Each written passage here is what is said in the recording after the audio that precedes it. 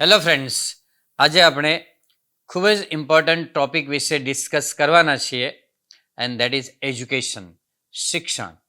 મિત્રો, ભણતર અને શિક્ષણ એ બિલકુલ જુદી બાબત છે. ભણતર છે એ અક્ષર જ્ઞાન છે, બેસિક નોલેજ છે, વાંચતા લખતા અને ગણતરી કરતા આવડે આપણને જીવનની અંદર નાની મોટી ગણતરીઓ, એ ભણતર છે. ભણતર એટલે અક્ષર જ્ઞાન છે ને અંકગણિત, બેસિક ગણિત છે. Education is different from study. મિત્રો, એજ્યુકેશન શબ્દ છે એ એજ્યુકેશિયો શબ્દ ઉપરથી ઉતરી આવ્યો છે. એનો મિનિંગ થાય ટ્રેનિંગ, કેળવણી. Education means there is sum output. શિક્ષણની અંદર કંઈક તમને આઉટપુટ મળે, રિઝલ્ટ મળે, ટ્રેનિંગ હોય, સ્કિલ હોય, એટલે તમને મેઝરેબલ આઉટપુટ મળી શકે. મીન્સ કે આપણે સારી રીતે ઇન્કમ પણ કરી શકીએ. હવે આપણે આ બે વચ્ચેનું કન્ફ્યુઝન છે એ સમજી લઈએ. બરાબર, ભણતર અને શિક્ષણ બિલકુલ અલગ બાબતો છે. ભણતર છે એ ટેમ્પરરી છે, શિક્ષણ છે એ કાયમી છે, પરમેનન્ટ છે. હવે શિક્ષણ છે એના 4 પાયાઓ છે, મુખ્ય 4 પાયાઓ. આપણા માટે ઘણી બધી મિથ્સ એટલે માન્યતાઓ હોય છે, બરાબર, માઇથોલોજીકલ બિલીફ્સ અથવા જૂની માન્યતાઓ હોય છે કે શિક્ષણ અને ભણતર છે આ બંને વચ્ચે આપણે બહુ ભેદ તારવી શકતા નથી. હવે સાચું શિક્ષણ શું? એ શિક્ષણ છે આપણે જે ફોર્મલ એજ્યુકેશન લઈએ છીએ, સ્કૂલ અને ટ્યુશનનું એજ્યુકેશન લઈએ છીએ, એમ શિક્ષણના 4 પાયાઓ છે. એમાં શિક્ષક છે, સમાજ છે, માતા પિતા એટલે પેરેન્ટ્સ છે, અને વિદ્યાર્થી છે. આ 4 બાબતો ઉપર આપણું શિક્ષણની ઇમારત રચાયેલી છે. ફરીથી આ 4 વ્યક્તિઓ સમજી લો કે શિક્ષક છે, સમાજ છે, પેરેન્ટ્સ અને સ્ટુડન્ટ્સ. હવે ઘણી વખત શું થાય કે પેરેન્ટ્સ જો ખાસ કરીને પૈસાદાર લોકો હોય તો એ સારું એમ કે મોંઘું સ્કૂલ અથવા ટ્યુશન પસંદ કરી અને ત્યાં મૂકી દેતા હોય છે. પરંતુ જો આપણે બાળકને સાચી સલાહ ના આપી શકીએ, સાચો ક્વોલિટી ટાઈમ ના આપી શકીએ, તો ઘણીવાર આપણે જોઈએ એવું રિઝલ્ટ મળતું નથી. બરાબર, બાળક છે એ મોટાભાગે પેરેન્ટ્સ સાથે ઘણો બધો સમય, ખાસ કરીને મધર સાથે રહેતું હોય છે.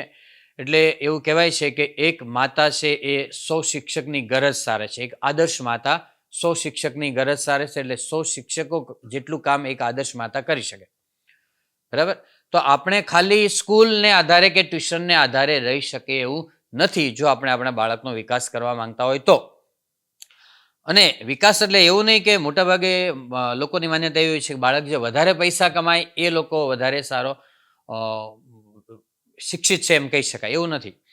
પૈસા છે એ સેકન્ડ પ્રાયોરિટી હોય છે. ફર્સ્ટ પ્રાયોરિટી છે એ આપણો બાળકનો વિકાસ અને એને જોબ સેટિસ્ફેક્શન, અને ગમે એવું કામકાજ છે એને નોકરી ધંધામાં મળે એ હોવું જોઈએ. બરાબર, શિક્ષક. પછી સમાજ છે એ મોટાભાગે શિક્ષણ પ્રત્યે બેપરવા હોય છે. સમાજ છે એમણે પણ સમાજે ઘણું બધું આ શિક્ષણની અંદર ફોકસ કરવાની જરૂર છે, ધ્યાન રાખવાની જરૂર છે. ત્યાર પછી પેરેન્ટ્સને ઘણીવાર ખબર નથી હોતી કે બાળક છે કયા ધોરણમાં ભણે છે, કઈ સ્કૂલમાં ભણે છે. ઘણીવાર આવી પણ નાની ખબર હોતી નથી. તો આ પેરેન્ટ્સ અને વિદ્યાર્થી, જો ઉપરની 3 બાબતો છે નબળી પડે તો વિદ્યાર્થી નબળો પડે. અને અત્યારે એક બહુ ચિંતાજનક બાબત છે બાળકોની છે, ખાસ કરીને માનસિક શક્તિઓ નબળી થઈ રહી છે. જોઈએ એવું શિક્ષણ મળી શકતું નથી, જોઈએ એવી કરિયર એટલે કારકિર્દીની પસંદગી થતી નથી.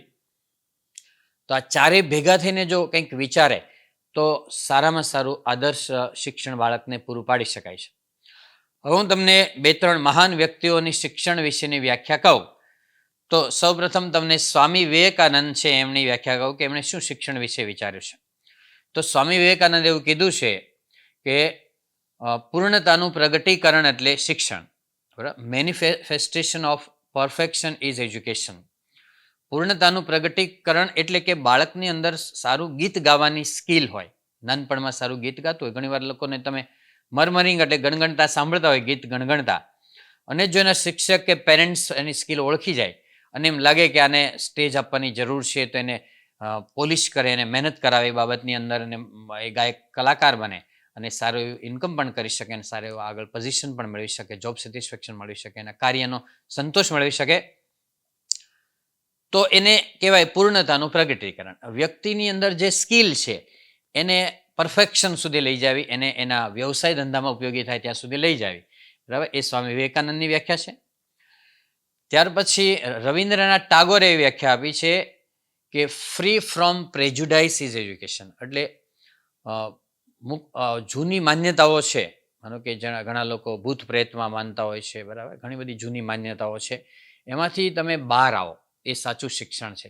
આપણે શું હોય કે આપણા પેરેન્ટ્સ માનતા હોય, એના પેરેન્ટ્સ માનતા હોય, એ બધું વારસાગત ઘણીવાર ઉતરતું આવતું હોય છે, પણ આપણે વિચારતા નથી કે આ વસ્તુ ખરેખર શું છે. કેટલીક વસ્તુ સાયન્ટિફિક હોય છે, સાચી હોય છે, વૈજ્ઞાનિક હોય છે, પણ કેટલીક વસ્તુઓ ખોટી હોય છે, માન્યતાઓ હોય છે, સાયકોલોજીકલ હોય છે, માનસિક હોય છે. એટલે એને કારણે ઘણીવાર સમાજે ઘણું બધું નુકસાન કરવું પડે છે.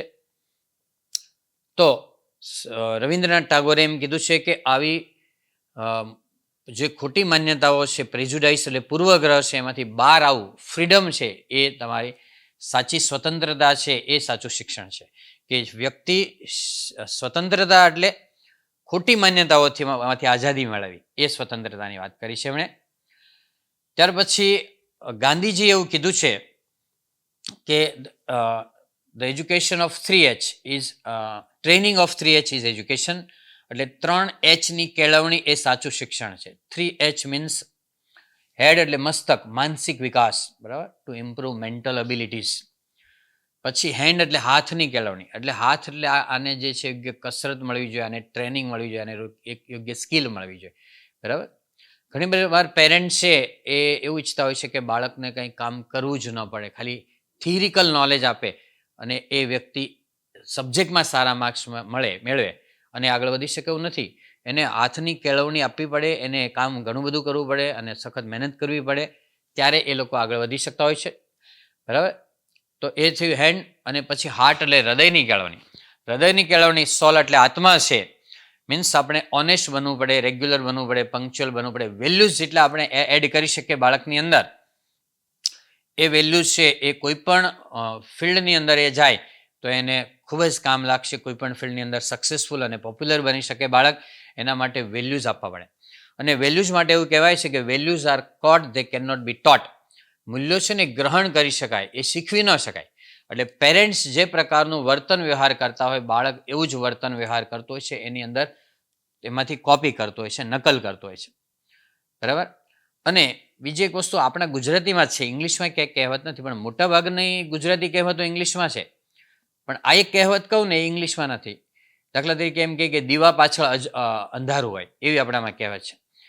પણ એટલે કે કોઈ વ્યક્તિ એક તેજસ્વી અથવા પૈસાદાર બની ગયો તો એની પાછળના વ્યક્તિ છે એ પૈસા ઉડાવી દે, પણ ખરેખર એ યોગ્યતા વગરનું, પાત્રતા વગરનો જો પૈસો આવી ગયો હોય તો એ આ રીતે બાળકની અંદર કોઈ પણ રીતે બાળકમાં અથવા ફેમિલીમાં કોઈ હોસ્પિટલ, કોઈ એક્સિડન્ટ અથવા કોઈ નુકસાનના માર્ગે જાય એવું બની શકે છે.